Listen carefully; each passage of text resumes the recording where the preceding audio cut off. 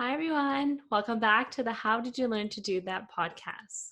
Thank you so much for all your love and your support and helping us grow as we continue to bring stories to you to help inspire you to get set on your own journey to finding your purpose in life. I would love if you could please share, like, and subscribe our social media accounts as well as on our YouTube and on social media, on our podcast platforms rather, and to leave a comment to say how much you like it. And again, if you or anyone you know is doing something that you think is so interesting that you would like to share how you learned to do that, or you would like to know how someone else learned to do what they do, please reach out to me by sending me an email at info@howdidyoulearntodothat.com or send me a message on Instagram at howdidyoulearntodothat as well. Then we'll hopefully get you or someone that you know that you're interested to learn how they learn to do that on the show. And with that, I'd like to share that today's guest is so exciting, and her family, they've traveled around the world. They've taken their life and created an online lifestyle for their businesses, and because of that, they're able to travel and enjoy life and continue to pursue their journey to their purpose in life. And I can't wait for you guys to hear her story. Hi, everyone. I'd like to welcome Nadia Bullock to the podcast this week. Nadia is a wife, mama, and multi-passionate creative entrepreneur. She's a lover of travel, the ocean, and meeting new people from all walks of life. Nadia is a positive, high-energetic Gemini who's inspired by exploring in nature and having meaningful conversations about life. Her diverse professional background includes being an award-winning hairstylist, having worked behind the stage at New York Fashion Week, working for the Mouse at Walt Disney World in Orlando, Florida, years in hotel management with Fairmont Hotels and Resorts in Monte Carlo and Vancouver for the 2010 Olympics, and most recently, she's the founder of Muso's Entertainment, a live music and booking agency alongside her husband and musician, Colin Bullock, and content creator, blogger, consultant, and workshop host through her platform, Gypsy Journals. Running her business for the past 6+ years remotely allows their family to live their dream digital remote lifestyle, working and living abroad. Although home is North Vancouver, you can often find this adventurous trio living out of a suitcase somewhere that includes lots of sun, waves, and of course, Wi-Fi. Throughout Nadia's platform, Gypsy Journals, you can find inspiration, motivation, resources, and workshops to live out your passions. Nadia's personal mission is to inspire women and mothering souls, mamas to be, and one day mamas, to live passionately, step outside of their comfort zone, and chase their dreams while raising babies, exploring their backyards, or around the globe. Nadia has a passion for female empowerment, supporting creatives, brands, and small businesses, and she enjoys sharing and motivating others through her writing about her experiences through travel, motherhood, and business. To find more about Nadia's services, you can join one of her workshops, or looking for Wanderlust, you can visit her website, gypsyjournals.com, or her Instagram at Gypsy Journals.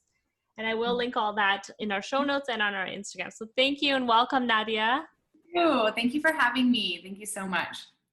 Thank you for joining me. I'm so excited to hear about your story, and you can tell us where you are right now, and kind of also what got you started in living this life and creating this life for yourself and your family. Yeah, cool. Hello. Thank you so much again for having me. So, I'm across the long pond in Australia right now. So my family and I, so it's my husband, Colin, and my little baby, Kaleo. He's now 1 year old. He was born last May, and I swear like he's lived more in his travel crib than he has in his actual own crib at home.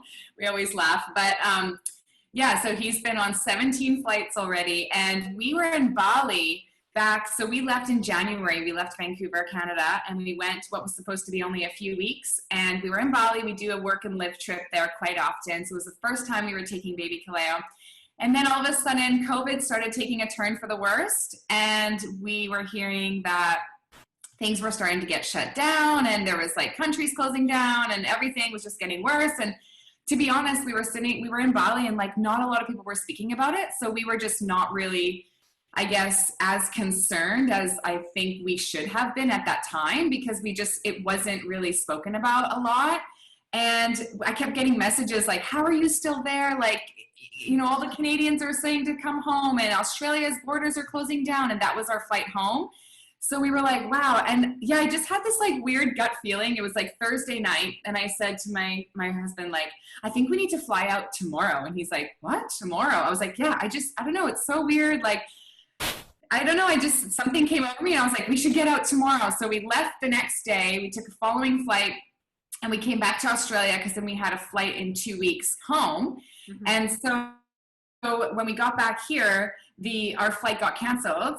And then the border started shutting down, and we were like, okay, it looks like we're going to be staying in Australia for who knows how long. So we just found, we ended up finding a beautiful Airbnb in Byron Bay. They were really nice because of the situation. We were able to like work out a special deal, and we've been here ever since. So it's like 5 months since we've left, and we're here in Byron Bay, and yeah, working and living and kind of just waiting it out, which has been pretty crazy. But so that's a little bit of where I am. Yeah, it's been about 6 years since my husband and I have had the business. And so we've always dreamt of like, yeah, just working abroad and living abroad and kind of being able to have that as our lifestyle. And so when we started the business, we really tried to keep our mission with our culture within our team to be remote and to like have our employees work from anywhere as well. And to kind of keep that, I guess as a musician too, like there's shows that you can perform anywhere. And so when we first started, there was lots of opportunities, not only in Vancouver for us, but also as he's Australian, we were in Australia, we were across Canada, we went into the US. And so it wasn't something like for us to just get an office in Vancouver and keep our team there. We really wanted to grow that culture, or like, I guess, nomadically. And so that's kind of what was able to lead us into keeping this lifestyle for us. But I've always had this like travel spirit, even when I was like super young. It started at a really young age. My family has always taken us on trips. So both of my parents are Italian. So every year not every year, but we would travel somewhere new every year. We did get to travel a lot when I was young. And also we would visit Italy a lot, and we would go for like 6 weeks or 2 months and such. And so I just loved those experiences, and it kind of stayed with me. And then when I was 19, I decided I really wanted to just kind of move away and experience something new. And that's when I first started to move away by myself, which was 19 when I moved, and I worked at Walt Disney World in Florida. And so that was kind of my big first leap. And then from there, I was like, I just want to continue, living and being able to travel as much as I can, but incorporate my work and lifestyle with it. And eventually when I have kids, do that with them and give them that experience. Yeah, that's amazing. That's, I can't imagine what you had to go through, knowing that you're going to be in Australia for 5 months. And and definitely on this side, it was definitely a sense of panic. And the government was like, if you're abroad, come home now, and and all that. But it's Byron Bay is not a bad place to be for 5 months. I know, it's so bittersweet. Like we actually just 2 days ago found a flight home in 3 weeks. Awesome. We do leave in July. We're going to be we have an end in sight now, which is kind of crazy. But it's it's interesting. Like when the time hit.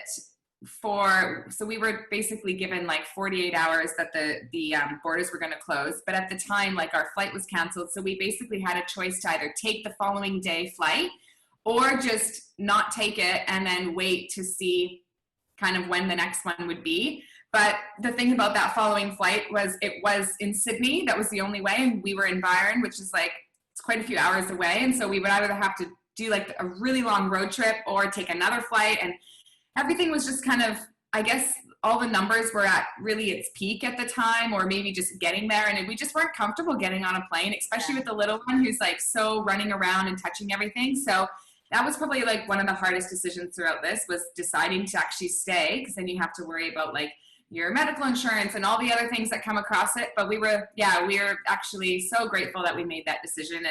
And it has been a really interesting, I would say, aside the challenges, it's been a really big time for like growth, which is nice. So yeah, I hope everyone was able to use some time to do some type of learning or listening or whichever, that all kind of happened throughout this.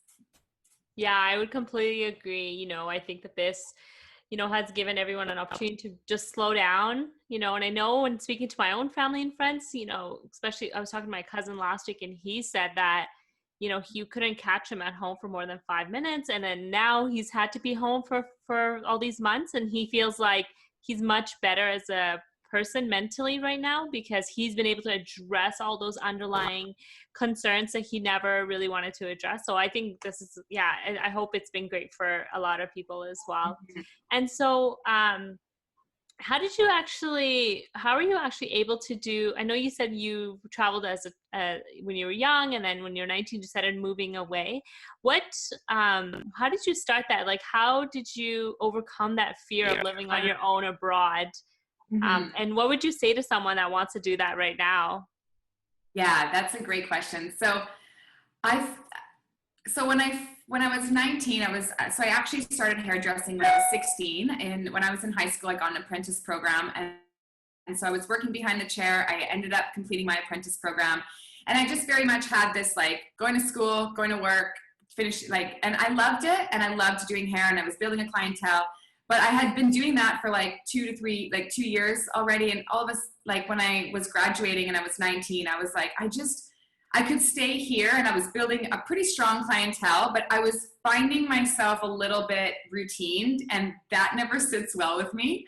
And so I was a bit like, oh, I think there's something else. And if I stay here right now, it could get so comfortable that I almost never do this jump and leave, because once you build like a larger clientele and then you start getting busier, and then, so I just really wanted to kind of do something for myself and also just travel. And I actually met a girlfriend who, at the time she was at Disney World, and now we're great friends, especially through the platform. She's a mama blogger as well, so we've reconnected, which is so nice.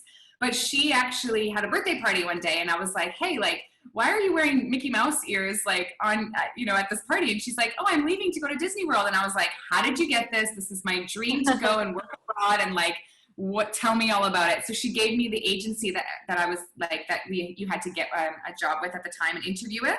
So I was looking at the time to either move to Australia for a year with the working visa, or go on cruise ships, or at this point I found the Disney World job. And so, yeah, I interviewed, and it all kind of felt like it was the place I really wanted to be. And like throughout the interviews, and you got to learn a lot more about the experience there. And so when I got the job, I think it's equally like you're nervous, you're excited, like you're gonna feel all the emotions.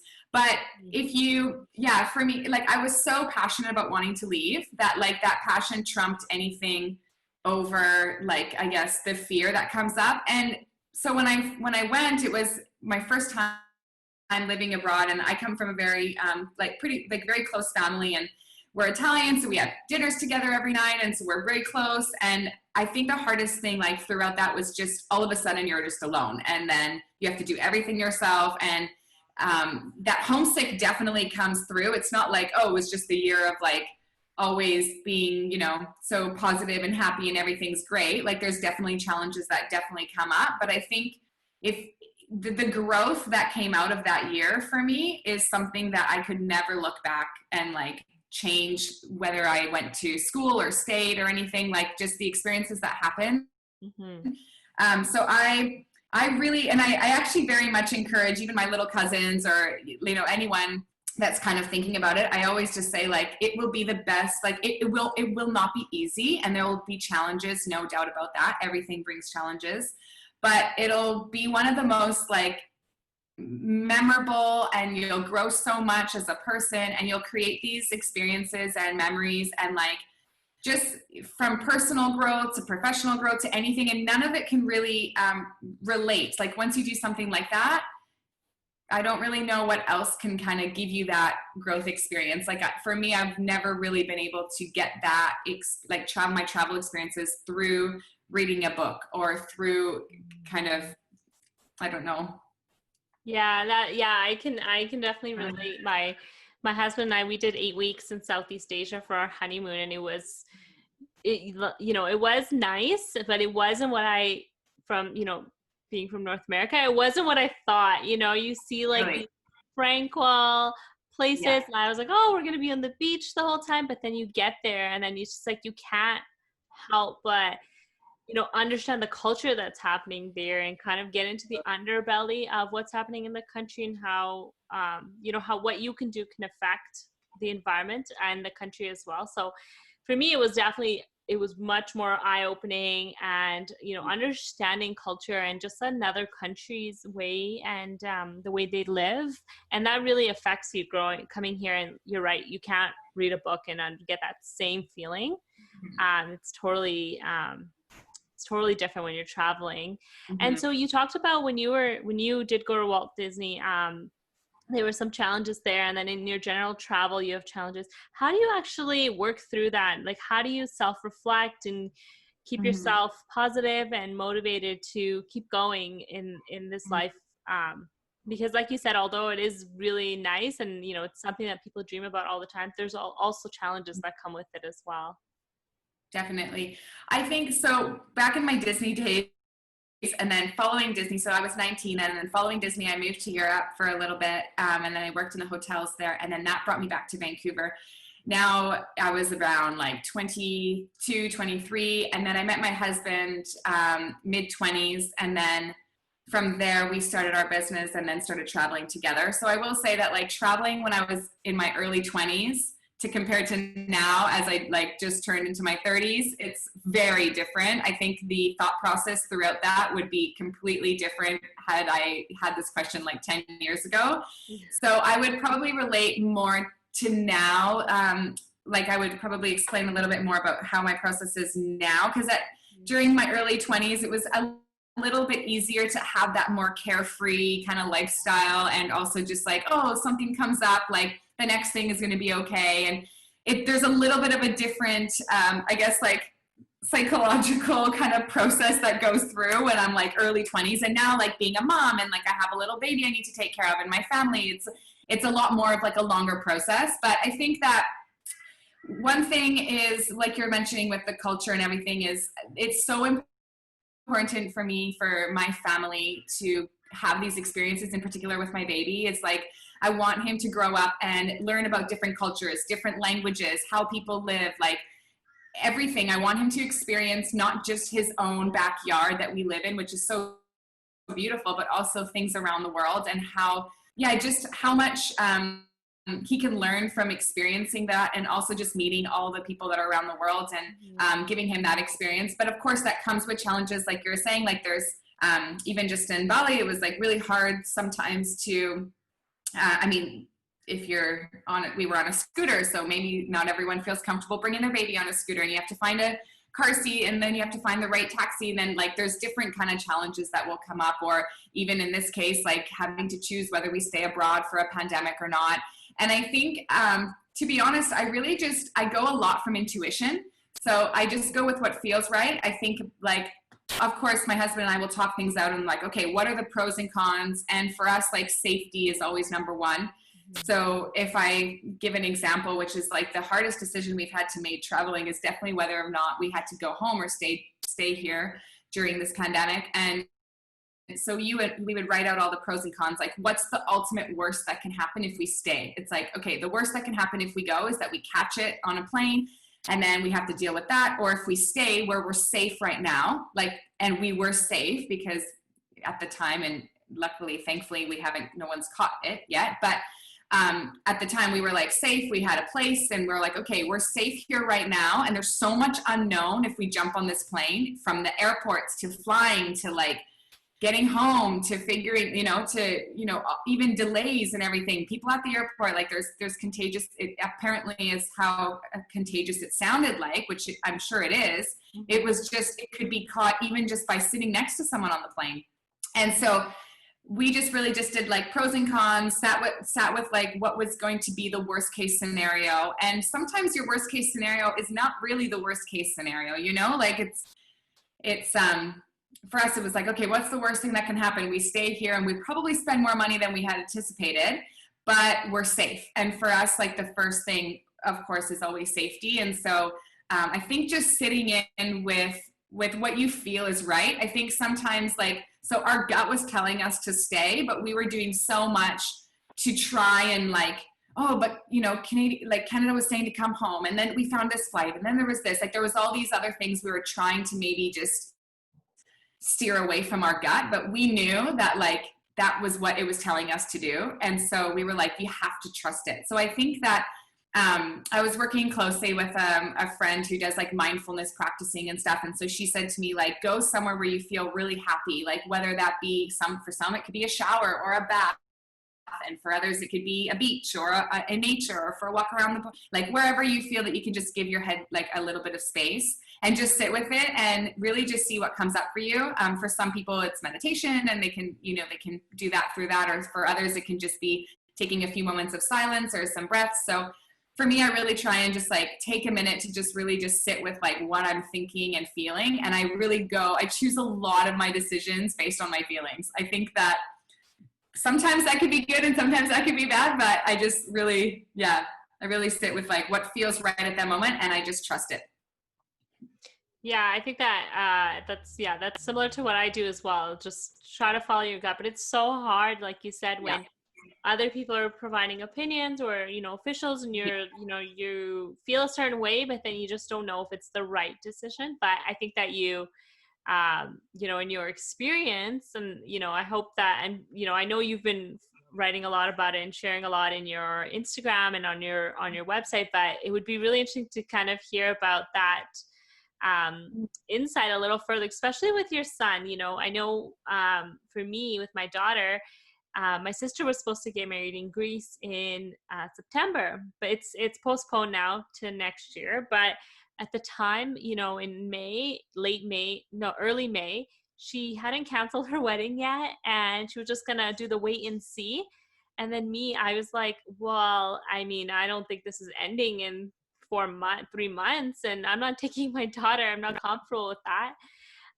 But I think that in the new world, post-COVID, there are going to be those concerns. So it'd be, I would love to hear more about your recommendations of, how you travel with your family in these environments. And, I think it's very interesting. And in being isolated, like I said, in Byron Bay is so nice. I've been following you, and I want to be isolated there. I know. It is a beautiful part in the world. I love that feedback. Thank you. I'll definitely keep that in mind. So I love hearing from like people that, my community, to hear what they like to hear more of, and especially that some things that are relatable. So I just love that. And I was thinking that I want to write this through like a whole, I guess more from experience once I'm back home, because I'll have gone through the biggest part, I think, of the trek, really. Like here, we're really living, I said to my husband, like we're really living in like this little bubble right now. It's called the Byron bubble, because there's a beach. We're like 5 blocks from the beach. We're in an Airbnb, and really aside the grocery store and like the park that just opened, we're at the beach, at home, we're at the grocery store. Like we haven't really left this like little triangle. Yeah. I feel like this really is like this little bubble. But as soon as we start making our trek home, which is 3 flights, 24 hours, just because of direct flights right now, I'll definitely have a lot more to share, and I guess kind of speak about on how it all goes, especially during this current situation flying. So I'll definitely love to share more of that. Yeah. Thank you. Yeah, that would be interesting. Interesting to know, because I do work in public health, and I am working on COVID. So I'm always interested to know how do people travel around, and get around in this time, because sometimes you don't have a choice, similar to you guys, you want to come home. And so you have to travel in this time. It's not necessarily like a leisurely type of thing. Thank you for sharing all that insight. And I just want to, I guess, ask how, why did you decide to come up with the Gypsy Journals? What incited that passion for you to get started with that? So my husband and I have been, we started, I guess, traveling right when we kind of met. It was very much both of our passions, but throughout our travels and starting our business of Muses Entertainment, which is the live music and DJ company that we manage, we did really bring it on the road a lot, and we still continue to do so. Our lifestyle has always been a little bit more working nomadically. And so when Instagram came up, I was finding that I wasn't like, I was using always Facebook to keep up with family and friends, but then I started Instagram. And I just loved like photography and capturing those moments that we were like away a lot. And also I was using it as to keep up with family and friends. And then it started growing more into like publicly, I guess, and more people started coming in, and then all of a sudden I found that there was like a really great community behind it, that like people would reach out and, oh, hey, I'm traveling here as well. Or we would talk about travel. We would talk about, you know, their experience of like working nomadically. And all of a sudden we started meeting really cool people through it. So it really became a place of like connection and community, which is like my number, like 2 things in my life that I love the most. So especially like, yeah, through work, but also through like fun and friendships and stuff too, like community and connection means a lot to me. And so when I was finding that through this platform, I was really getting so passionate about sharing more and people being inspired by, you know, where we were, or like asking questions about it. And so I really found that that was just something that kind of happened organically, and I fell in love with it. And then as we were traveling, yeah, we've been traveling since like for the past 6 years. So I just found that it kept kind of growing that way. And then when I guess closer to when I first got pregnant, and I was sharing that process, I noticed that there was a whole shift of like mothers and mothering souls, so like, or women that just started showing up, and a lot more of that connection that started taking place. And I really, as soon as I had my baby, I noticed that there was, yeah, it was such a powerful connection meeting other mamas, and especially like talking to them on like such a level where you don't even know someone, and someone's like, hey, like I have to ask you about this, like how's breastfeeding on the airplane, like I'm so nervous for it. And all of a sudden there's like I love like deep, meaningful conversations anyways, and I'm very much open to that. And so when I was finding that that was coming through stepping into motherhood, especially through this platform, it really gave me a really big passion to like connect with other mamas, especially like women in general, but in particularly mothers, especially through now that I am a mom. And so I found that that was very much part of how my journey took into place of how I wanted to share more and what I was sharing more of. But I didn't, I thought I had my name for a while, and then my husband, I was like, oh, it would be cool to kind of come up with a name that, reflects kind of a little bit more of who I am, but also of a community base. And so he actually came up with the name of Gypsy Journals. I always write, so I've always carried a journal with me everywhere I go as I write. As we travel. And so I was writing a lot on my paper and pen kind of in my books. And he was like, why don't you just turn that digitally? Like, I'm sure a lot of people would want to like hear your stories and, you know, connect and that. And so he actually came up with Gypsy Journals. And I guess that was the thought of me always starting a blog, but I never really got around to doing it in the beginning because I just wanted to write like with my notebook. And also our business was so busy in the beginning, like doing the startup. And then now that we started building a team, and it just gave me a little bit more, I guess the passion came through, and I was like, I really want to start turning this into, a blog and a community that I can like resonate with others and inspire others and turn into motivation for.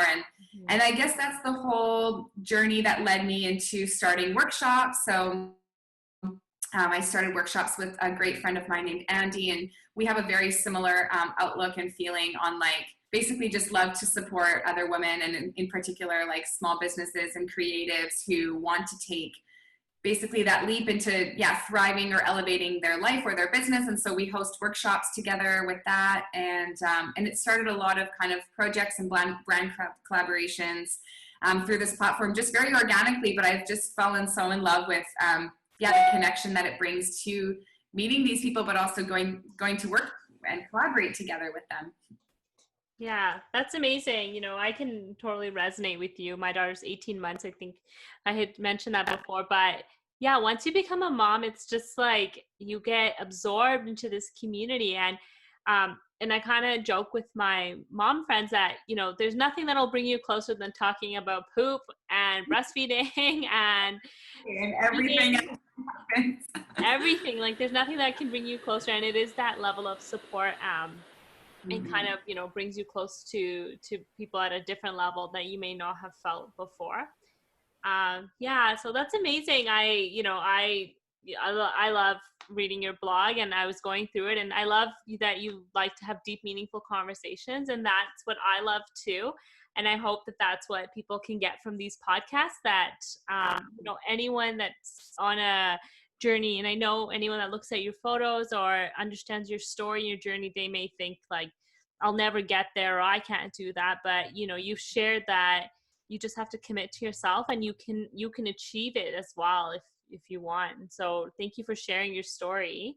Thank you. I also want to mention that sometimes I look at social media and it's really just it's just some pretty photos sometimes, and there's so much stories and challenges that go behind it. And I think that's the most important thing that is something to remember when you're looking through social media, that there is so much behind that isn't seen, and that is everyone has challenges, everyone is on the same their own journey, but we all encounter such a fear and sadness and happiness and so many different emotions. That's just what life brings. But there's some piece of there's some part of the puzzle that we can connect with and resonate with. And so I hope that people feel that when they follow me, or when they're when they look through my feed. I don't want them to feel like, oh, this girl's life is perfect and she's just got blah blah blah. And it's that is nothing to why I want to share my story. And it's not always about that. I think there's so much behind it that I hope that people can connect with, but also to just remember that, there's humans behind social media. And if we can look past the photos, there's so much connection and I think growth that can happen through the platform. Yeah, for sure. I completely agree. There's always a person behind the brand or the account or the blog. That's had to go through some challenges to get there and be able to share publicly like that. So I really appreciate you sharing your story. And I, hope that you and your family have a safe flight back home. And I can't wait to actually hear about it, and even know how you travel with a baby. What we're looking for a traveling bed right now. So I would love to even hear what you use to. I said we're looking for a travel bed right now, a traveling crib for my daughter. So it would be good to know kind of what you use also, because it's clearly working for you and your family. So thank you so much for your story. And I will link all of Nadia's Instagram and website and her accounts on the link show notes, as well as on social media, for you to follow her along. And if you have any questions for her, you can reach out to her on her accounts. Or you can reach out to me and I can message you her accounts as well. Thank you so much for sharing your story. Thank you so much for having me. Such a pleasure. Thank you so much for listening to the end of this episode. I hope that you enjoyed this story that Nadia shared of herself, of how she took her life and made that commitment to herself to creating the life that she wanted and be able to travel around the world and continue to live and work and explore the world with her family. If you have any questions, feel free to reach out to me on Instagram or by email, info@howdidyoullearntodothat.com, and check out our blog for more show notes and information about Nadia and how to connect with her. And with that, I would love if you could continue to like, share, and subscribe to our podcast on YouTube, as well as on our podcast platforms, and also on all our social media accounts. If you could share with your family and friends and help us grow this community, that would be great. And remember, you have the ability to catalyze your life from ordinary to extraordinary, and it all starts with you. Just make that commitment to yourself. Get over that fear that might be holding you back, or that barrier that might be holding you back, and just do it. Just because on the other side of fear is everything that you've ever dreamed about in your life, and everything will start working and manifesting and coming towards you once you set that as your purpose, and as soon as you start making that commitment daily to taking small, simple, actionable steps. All right. If you have any questions, or you want to nominate anybody to be on the show, or yourself, please reach out to me. And you can message me on Instagram at howdidyoulearntodothat, or email me info@howdidyoulearntodothat.com. All right. We'll see you guys next week. Bye.